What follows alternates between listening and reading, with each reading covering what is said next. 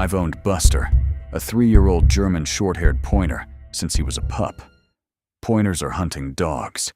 It's in their DNA to freeze, lift one paw, and lock their eyes onto a target, usually a bird hidden in the brush. They don't blink, and they don't move until you give the command. It's an impressive trait out in the field. But when your dog does it inside a dark, empty house in the middle of the night, it becomes the most terrifying thing you will ever witness. It started on a rainy Thursday in June. I was sitting on the living room couch around 11:45 p.m., editing some video footage on my laptop. The house was completely quiet, save for the rhythmic patter of the rain against the glass. Buster was curled up at my feet, fast asleep. Suddenly, he bolted upright. His muscles instantly went rigid. He didn't growl, and he didn't bark.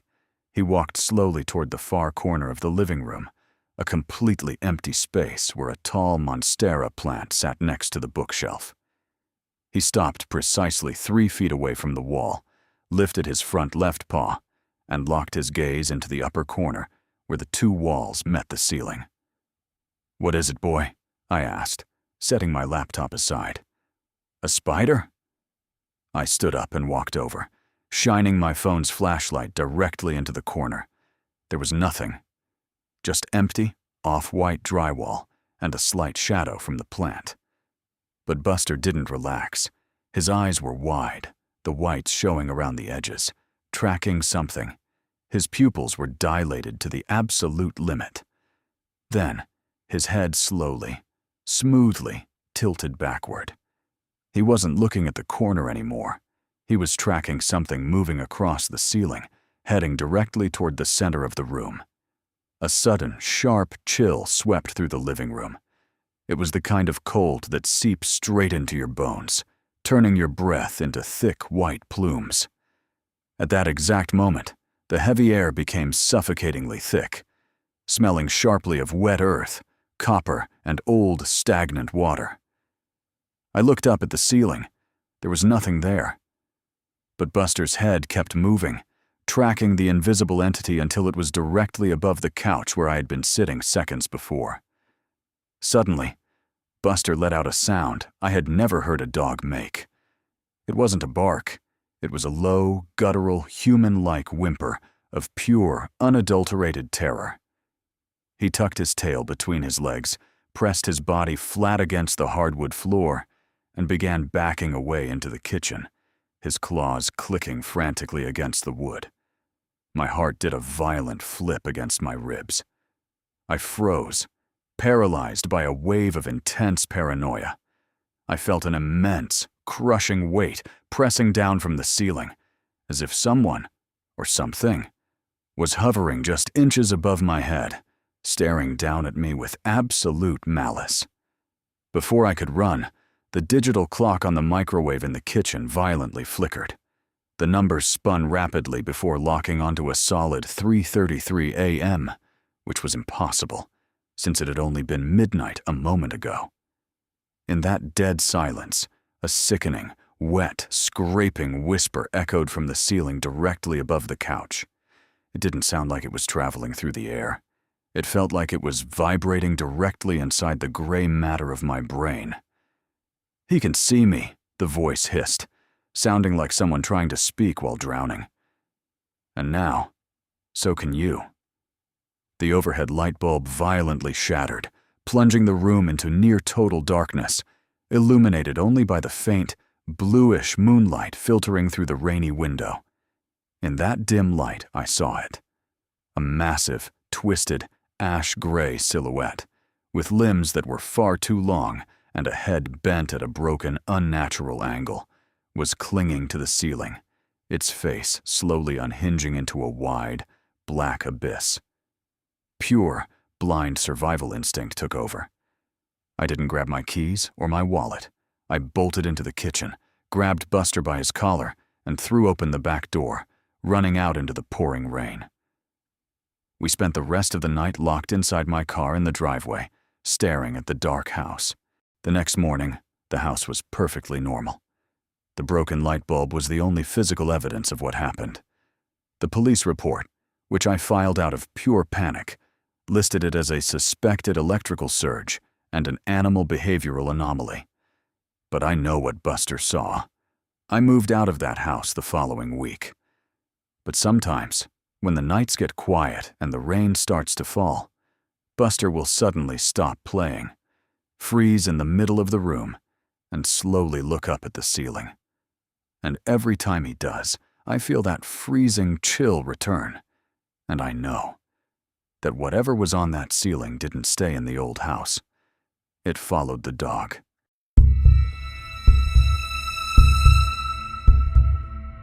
Cats are naturally strange creatures. They stare at blank walls, chase invisible bugs, and sprint through the house at 3 a.m. for no apparent reason. Anyone who owns a cat gets used to it. You laugh it off, calling it the zoomies, or just weird cat behavior. But when your cat stops being playful and starts acting out of pure, calculated defense, the laughter stops. I live alone in a small, modern apartment on the 4th floor of a concrete building. My cat, Luna, is a sleek black shorthair who usually spends her nights sleeping at the foot of my bed. She's not easily startled. But 3 weeks ago, everything changed. It was around 2:15 a.m. on a Tuesday. I woke up not to a sound, but to a strange, heavy sensation in my chest. The room was deathly cold. When I rolled over, I realized Luna wasn't at my feet. She was standing on the nightstand right next to my head. Her back was arched into a violent, rigid crescent. Every single hair on her body was standing on end, making her look twice her actual size. Her ears were pinned flat against her skull, and she was letting out a continuous, low, demonic hiss that vibrated through the mattress. She wasn't looking at me. She was staring directly past my shoulder into the narrow, dark gap between my wardrobe and the bedroom wall. "Luna, calm down," I whispered, my voice trembling slightly. "It's just a shadow." I reached out to scoop her up, but the moment my hand touched her fur, she lashed out, scratching my wrist deep enough to draw blood. She had never, in her entire life, been aggressive toward me. Her eyes were locked onto that empty corner, her pupils completely swallowed by blackness. I turned my head to look at the wardrobe. The space between the heavy wooden cabinet and the drywall was only about 3 inches wide, barely enough room for a book to slip through. It was completely empty. Then, the rhythmic ticking of the wall clock behind me suddenly stopped. The ambient hum of the refrigerator in the kitchen died. The silence became absolute, heavy, and suffocating. From the dark, 3-inch gap behind the wardrobe, I heard a sound. It wasn't a mouse. It was the distinct, rhythmic scratching of long, sharp fingernails dragging against the drywall. Scrape. Scrape. Scrape! Luna's hiss turned into a terrified whimper. She backed off the nightstand, jumping down to the floor, but she didn't run away. She stood between me and the wardrobe, her front paws planted, as if she was trying to protect me from whatever was hidden in the wall. The scratching stopped. Then, a voice came out of the dark gap. It was a dry, raspy, multi-layered whisper that sounded like a collective chorus of multiple people speaking in perfect unison. "Tell the cat to move," the wall whispered. "We want to see the one who sleeps." The smell of old copper, damp earth, and deep biological decay instantly flooded the bedroom. The air became so thick it was hard to breathe. I watched in absolute horror as the heavy, solid oak wardrobe, which weighed over 200 pounds, began to slowly, violently vibrate. It shifted forward, grinding against the floorboards, as if something incredibly massive was trying to squeeze its way out from the narrow gap behind it. I didn't wait to see what it was. I grabbed Luna, throwing her into my arms despite her scratching at my chest, and ran out of the bedroom. I locked myself in the bathroom, turning on the fan and the lights, holding my cat tight as she shook violently in my arms. We stayed there until the morning sun finally broke through the small bathroom window. The next day, I dragged the wardrobe completely away from the wall. There was nothing there. No secret doors, no ventilation shafts, just a long, deep set of 5 parallel scratches gouged deep into the plaster, stretching from the ceiling down to the floor. The apartment building management told me it was probably structural settling, but I know the difference between a settling wall and a claw mark. I broke my lease that afternoon. I live in a house with wide open spaces now, with no narrow gaps behind the furniture. But every now and then, Luna will walk into the bedroom, stop dead in her tracks, and glare at the baseboards. And I know she's listening to the things that live inside the dark.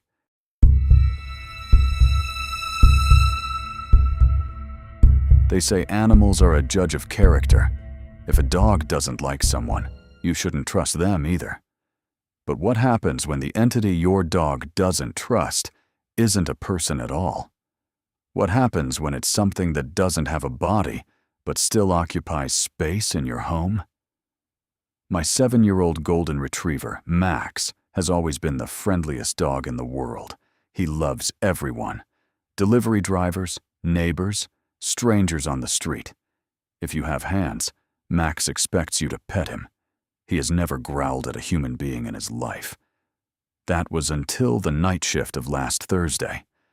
I was working late at my kitchen table, typing out a script for my channel. It was around 3 a.m., the exact hour when the rest of the world feels completely dead. Max was lying under the table, his chin resting on my feet. Suddenly, he stood up, forcing my legs out of the way. His tail, usually wagging, was tucked tightly between his hind legs. He walked slowly out into the center of the dark hallway that connected the kitchen to the front door. The hallway was illuminated only by the dim, green numbers of the microwave clock.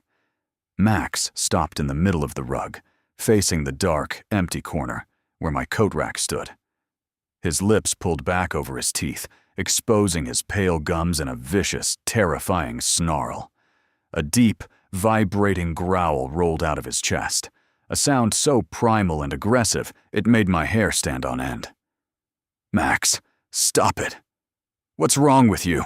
I called out, my heart hammering against my ribs like a trapped bird.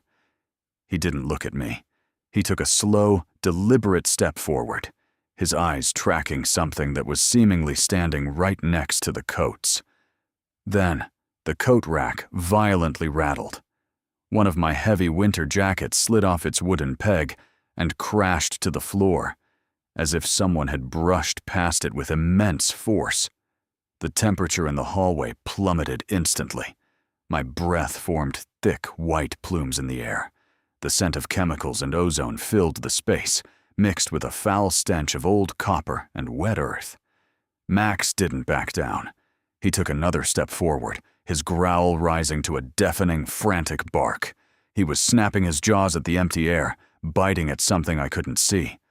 Suddenly, an invisible force slammed into Max. He was thrown backward through the air, crashing hard against the kitchen cabinets. He let out a sharp yelp of pain, collapsing onto the linoleum floor. "Max!" I screamed, running over to him. As I knelt beside my dog, I looked up into the dark hallway. In the dim, green light, the air itself began to distort, rippling like heat rising off asphalt. A tall, impossibly thin shadow separated itself from the wall. It had no face, no features, just 2 hollow, milky white spheres where its eyes should have been, staring directly into mine. A heavy, wet whisper echoed through the dark house, vibrating inside the gray matter of my brain. "The hound cannot protect you forever." The microwave clock violently flickered, the green numbers flashing 3:33 a.m. before the entire house lost power, plunging us into total darkness.